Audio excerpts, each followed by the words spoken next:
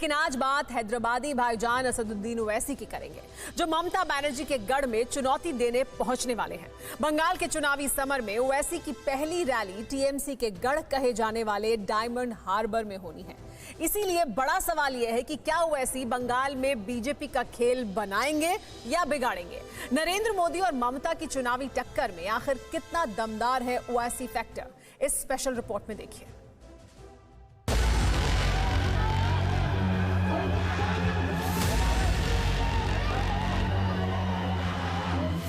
ये मामू भतीजे की पार्टी है कांग्रेस पीछे।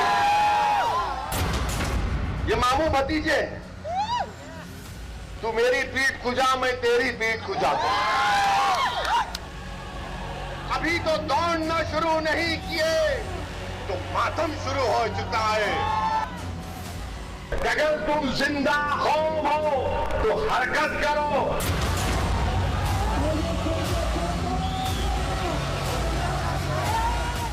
अभी तो पहला कदम नहीं पड़ा और दुश्मन कांपना शुरू कर दिया।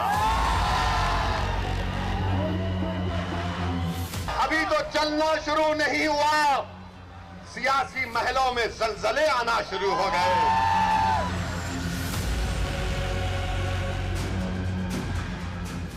मोदी जी, मन की बात सुनने से किसानों का गम दूर नहीं होगा। और कांग्रेस पार्टी के गुलाम हम पे कहते हैं कि ओवैसी वोट काटने को आया है। अरे मैं किसी को काटने नहीं आया हूं, कुत्ता काटता है, मैं इंसान हूं।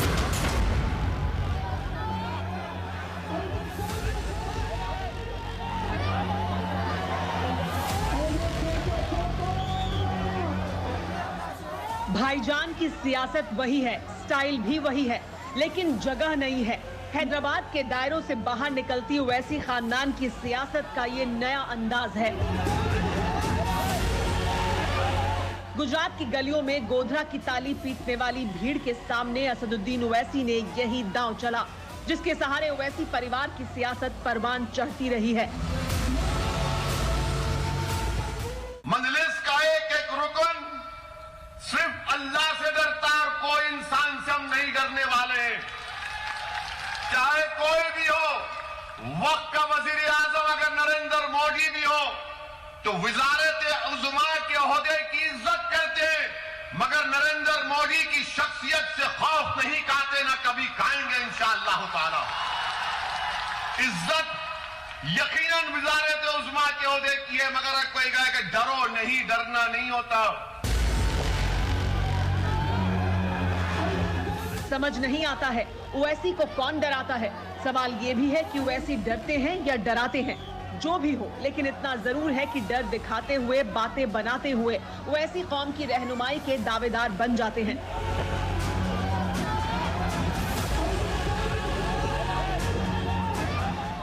तुम हिंदुत्व का मुकाबला हिंदुत्व से करना चाहते हो, तुम हिंदू नेशनलिज्म का मुकाबला हिंदू नेशनलिज्म से करना चाहते हो। मजलिस क्या पैगाम दे रही है कि हिंदुत्व का मुकाबला संविधान से किया जाएगा, जिसको बाबा साहब अम्बेडकर ने बनाया। हिंदू नेशनलिज्म का मुकाबला इंडियन नेशनलिज्म से किया जाएगा। अभी तो दौड़ना शुरू नहीं किए तो मातम शुरू हो चुका है। तल्ख तेवर, चीखती जुबान और निशाने परदेश के हुक्मरान। गुजरात कवर करेगा इंशाअल्लाह। यही वो अंदाज है, ऐसे ही तो अल्फाज हैं जिनकी बदौलत हैदराबाद के हुसैन सागर के किनारों पर बुलंद होती रही ओवैसी खानदान की सियासत मुल्क के दीगर इलाकों में पैर पसार रही है। इस बार भाईजान की मंजिल गुजरात थी।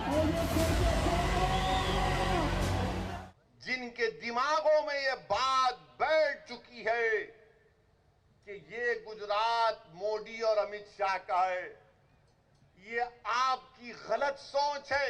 ये गुजरात गांधी का गुजरात है।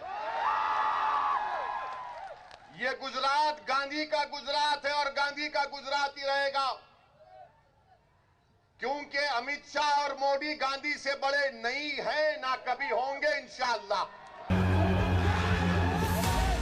सामने जब भी ताली पीटने और चीखने वाली भीड़ होती है तो ओवैसी सीधे दिल्ली के तख्त तक टकराने वाली तकरीरें करते हैं। एक बानगी और सुनिए। कि गोडसे के जितने मौजूदा चेले हैं जो इख्तिदार की कुर्सियों पर बैठकर भारत में हिंदू और मुसलमानों की नफरत पैदा कर रहे हैं, ये गांधी के मानने वाले नहीं। यकीनन गांधी हिंदू थे, अपने मजहब पर चलते थे, राम को बड़ा मानने वाले थे, मगर गांधी जिस मोहब्बत और अकीदे से राम को मानते थे, ये आज मौजूदा दौर के गोडसे राम के नाम पर मुल्क में नफरत पैदा करना चाहते हैं। सियासत विरासत में मिली है तो भड़काने वाले अल्फाज भी पुराने हैं, जो हैदराबादी लहजे में जब भी ओवैसी की जुबान से निकलते हैं तो और भी तीखे हो जाते हैं। लेकिन इन्हीं तकरीरों ने ओवैसी की सियासत की गुजरात में भी जमीन तैयार कर ली है। ओवैसी की पार्टी ने गुजरात में पहली बार चुनाव लड़ा। AIMIM ने गुजरात निकाय चुनाव में 7 सीटें जीती हैं। ओवैसी की पार्टी को अहमदाबाद के जमालपुर और मकतामपुरा वार्ड में जीत मिली है। ये दोनों इलाके मुस्लिम बहुल हैं, यानी ओवैसी की मजहबी तकरीरों का गुजरात एक्सपेरिमेंट काफी हद तक कामयाब रहा। अब बारी बंगाल की है, लिहाजा बंगाल ही चलिए। हम इस समय मटिया बुर्ज जा चुके हैं करबला रोड पर, और यहीं पर असदुद्दीन ओवैसी की सभा होनी है, और इस सभा को लेकर के बड़ी उत्सुकता है कि राजनीति क्या टर्न लेगी। गुजरात में मिली कामयाबी से असदुद्दीन ओवैसी गदगद हैं और अब बंगाल की सियासी बाजी में किस्मत आजमाने वाले हैं, जिसका आगाज कोलकाता के मटिया बुर्ज इलाके से होगा। सवाल यह है कि अपनी पहली रैली के लिए ओवैसी ने मटिया बुर्ज इलाके को ही क्यों चुना। मटिया बुर्ज इलाका अभिषेक बैनर्जी के लोकसभा क्षेत्र में आता है। इलाके पर अभिषेक बैनर्जी की पकड़ मजबूत मानी जाती है, और सबसे अहम बात कि अभिषेक बैनर्जी ममता बैनर्जी के भतीजे हैं। एक और खास बात यह भी है कि मटिया बुर्ज मुस्लिम बाहुल इलाका है, यानी मैसेज क्लियर है। ओवैसी ने दीदी के दुर्ग में सेंध लगाने की पूरी तैयारी कर ली है। पहली ही रैली में ओवैसी दीदी के सियासी वारिस माने जाने वाले अभिषेक बैनर्जी को चुनौती देने वाले हैं। मटिया बुर्ज इलाका डायमंड हार्बर लोकसभा के तहत आता है। 2009 में ही ये सीट टीएमसी के कब्जे में है। अभिषेक बैनर्जी लगातार दूसरी बार यहां से सांसद हैं। कोलकाता से महज 50 किलोमीटर के फासले पर इस सीट से अभिषेक बैनर्जी ने लगातार दूसरी बार 3 लाख से ज्यादा वोटों के बड़े अंतर से जीत हासिल की थी, जिसमें मुसलमानों के एक मुश्त वोट भी शामिल थे। डायमंड हार्बर सीट पर हिंदू वोटर की संख्या करीब 47% है, जबकि इसी सीट पर 52% से ज्यादा मुसलमान वोटर हैं। ओवैसी की नजर इन्हीं 52% मुसलमान वोटों में सेंध लगाने की है। सवाल यह है कि क्या ओवैसी कामयाब होंगे। मटिया बुर्ज के मुसलमानों को सुनिए। जो भी पार्टी आता है ये इधर काम नहीं करता है, झाड़ू नहीं लगाता कभी। चाचा वोट किसको दोगे जब कोई काम नहीं करता? क्या करेगा, उसी को तो हम लोग वोट देता है। अभी फिर नया करके देगा, देखो कितना मतलब आप वोट दिया पर काम नहीं हुआ इधर? नहीं, काम नहीं होता है। ओवैसी साहब कह रहे हैं हम आएंगे, हम सब ठीक कर देंगे। हाँ, कर देगा तो अच्छा होगा। उम्मीद है आपको उनसे? हाँ, उम्मीद है। हाँ, उम्मीद है। लोगों की बातों से साफ है कि ओवैसी की राह भले ही थोड़ी मुश्किल हो, लेकिन नामुमकिन नहीं है। वैसे भी ओवैसी मजहबी तकरीरों से कौम के जज्बात को भड़काकर वोट हासिल करना बखूबी जानते हैं, और इस बार तो बंगाल के भड़काऊ भाईजान का भी साथ मिल चुका है। पैसा दिए कखनो रखा जाबे ना, अंतरे जायगा दिएছি। जनाब किसी तारुफ के मोहताज तो नहीं है, फिर भी जान लीजिए कि इन्हें अब्बास सिद्दीकी कहते हैं। फुरफुरा शरीफ के पीरजादा हैं, कभी ममता बनर्जी के खास हुआ करते थे। इस दफा सियासी दुश्मनी वाला अंदाज है। दीदी के मुसलमान वोट में सेंध लगाने के लिए सिद्दीकी ओवैसी के साथ आ चुके हैं। इसीलिए ओवैसी की रैली से पहले कोलकाता में अपनी सियासी ताकत का ट्रेलर दिखाया। अब्बास सिद्दीकी ने धर्मतल्ला में रैली की। ममता बनर्जी पर जमकर हमला बोला। दिल चाय पैसा दिए कखनो रखा जाबे ना, अंतरे जायगा दिएছি। আজকে যিনি সঞ্চালক তিনার হাতে মাইক তুলে দিলাম, অনুরোধ করব। अब्बासी ने इंडियन सेक्युलर फ्रंट के नाम से सियासी पार्टी बना ली है। सवाल ये है कि क्या ओवैसी और अब्बास मिलकर चुनाव लड़ेंगे। TV9 भारतवर्ष से एक्सक्लूसिव बातचीत में अब्बास ने क्या जवाब दिया, सुनिए।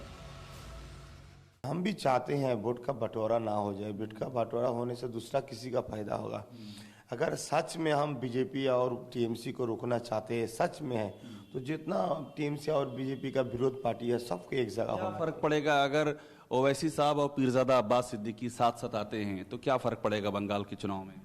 ना फर्क क्या है, जो जिसको पसंद है उसी को वोट। मतलब क्या एक ताकत बनेगी अगर ओवैसी साहब पीरजादा साहब एक साथ मिलते हैं तो एक ताकत बनेगी? नहीं, एकजुट होने से तो ताकत सबको बन जाते हैं। अगर वाम कांग्रेस टीम से वाम कांग्रेस, आजाद साहब, हम और जितना छोटा छोटा पार्टी है सब अगर एकजुट हो जाए तो ताकत तो बिल्कुल ज्यादा बढ़ेगा ताकत। अब्बास सिद्दीकी के मुताबिक अगर साथ नहीं भी आते हैं तो भी जिस सीट पर ओवैसी कैंडिडेट उतारेंगे वो उस जगह अपने उम्मीदवार न उतारकर उन्हें सपोर्ट करेंगे। बाकी काम ओवैसी की तकरीरें पूरा कर देंगी। तुम्हारी आंख में आंसू आएगा तो हमारी आंख में भी आंसू आएगा। तुम्हारे तलवों में अगर कोई कांटा चुभेगा तो यकीन जानो हमारे तलवों में भी दर्द होगा। तुम्हारी तकलीफ तुम अकेले नहीं सहोगे। इंशाअल्लाह ताला हम सब मिलकर इन नाइंसाफियों के दौर का खात्मा करेंगे। ओवैसी जानते हैं कि मजलिस की सियासत के लिए बंगाल की जमीन बहुत मुफीद है। बिहार के सीमांचल में 5 सीटें जीतने और हैदराबाद नगर निगम में अपनी साख बचाने और अब गुजरात में एंट्री के बाद उन्हें एहसास हो चुका है कि हैदराबाद की चौहद्दी से बाहर निकलने का इससे बेहतर मौका उनकी पार्टी को नहीं मिल सकता है। सियासत गुंजाइश तलाशती है और ओवैसी खानदान को यह हुनर बखूबी आता है। इसी हुनर के जरिए ओवैसी गुजरात में दमदार दस्तक देने में कामयाब रहे।